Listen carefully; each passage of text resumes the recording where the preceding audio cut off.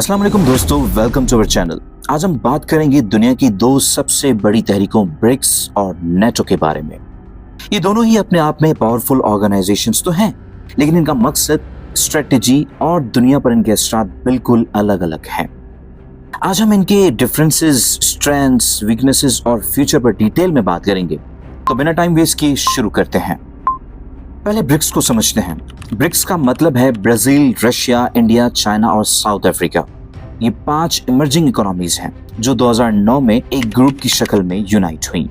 इनका मकसद economic cooperation, development और वेस्ट की डोमिनेंस को चैलेंज करना था। इनका मकसद क्या है? ये लोग डॉलर के बदले में नई करेंसी बनाना चाहते हैं, IMF और वर्ल्ड बैंक के मुकाबले में अपने बैंक बनाना चाहते हैं, डॉलर के बगैर आपस में अपनी करेंसी में ट्रेड करना चाहते हैं। दूसरी तरफ नेटो है, जिसका मतलब है नॉर्थ अटलांटिक ट्रीटी ऑर्गेनाइजेशन, जो कि 1949 में बना। इसमें मोस्टली अमेरिका, यूरोप के डेवलप कंट्रीज और कनाडा शामिल हैं। नेटो का मकसद मिलिट्री अलायंस बनाना था ताकि सोवियत यूनियन या किसी भी एक्सटर्नल थ्रेट का मुकाबला किया जा सके।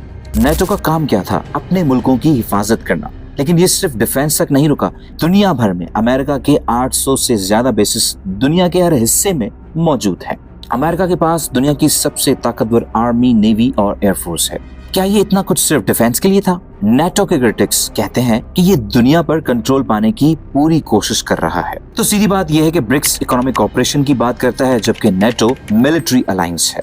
अब सवाल यह है कि कौन ज्यादा पावरफुल है? इकोनॉमिक्स पावर की बात की जाए तो ब्रिक्स कंट्रीज की कंबाइंड GDP महज $25 ट्रिलियन से ज्यादा है। चाइना और इंडिया दोनों ही फास्टेस्ट ग्रोइंग इकोनॉमीज तो हैं, लेकिन नेटो की कंबाइंड GDP $45 ट्रिलियन है, जिसमें अमेरिका अकेला $25 ट्रिलियन कंट्रीब्यूट करता है। इनकी मिलिट्री पावर की बात की जाए तो नेटो दुनिया का सबसे बड़ा मिलिट्री अलायंस है।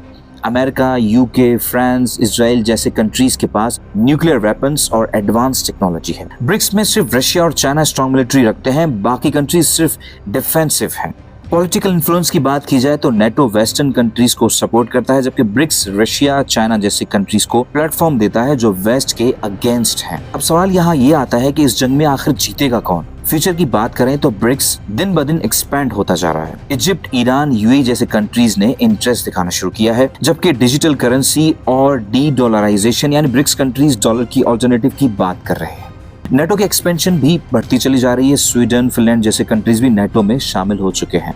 लेकिन दोस्तों, ब्रिक्स और नेटो का मुकाबला सीधा नहीं है। ब्रिक्स इकोनॉमिक ग्रोथ की बात करता है, जबकि नेटो सिक्योरिटी अलायंस है। दोनों का अपना अपना अलग अलग रोल है। जबकि नेटो की कारकर्दगी की बात की जाए तो नेटो ने 1992 से अब तक 5 मुल्कों में जंगें लड़ी हैं, जिसमें एक जंग में शिकस्त और बाकी 4 जंगें जीतने के बावजूद मकासद हासिल करने में नाकाम रहा है। और सबसे अहम चीज, अफगानिस्तान में 20 बरस तक जारी रहने वाली जंग में नेटो फोर्सेस को बड़ी शिकस्त मिली। तालिबान वापस आए और नेटो को पीछे हटना पड़ा। इन जंगों में लाखों इंसानों की जानें जाया होने के साथ साथ असलहा और पैसे का बेतहाशा इस्तेमाल हुआ। तो दोस्तों, ब्रिक्स और नेटो दोनों ही दुनिया की पॉलिटिक्स और इकोनॉमी में बड़ा रोल प्ले करते रहे हैं। फ्यूचर में अगर ब्रिक्स मजीद बड़ा हो गया और नेटो के अगेंस्ट चैलेंज करने लगा तो दुनिया का बैलेंस शिफ्ट हो सकता है।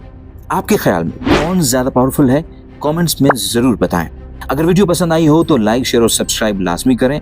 आज की वीडियो में इतना ही। अगली वीडियो में दोबारा आपके सामने हाजिर होंगे। दीजिए इजाजत। अल्लाह हाफिज।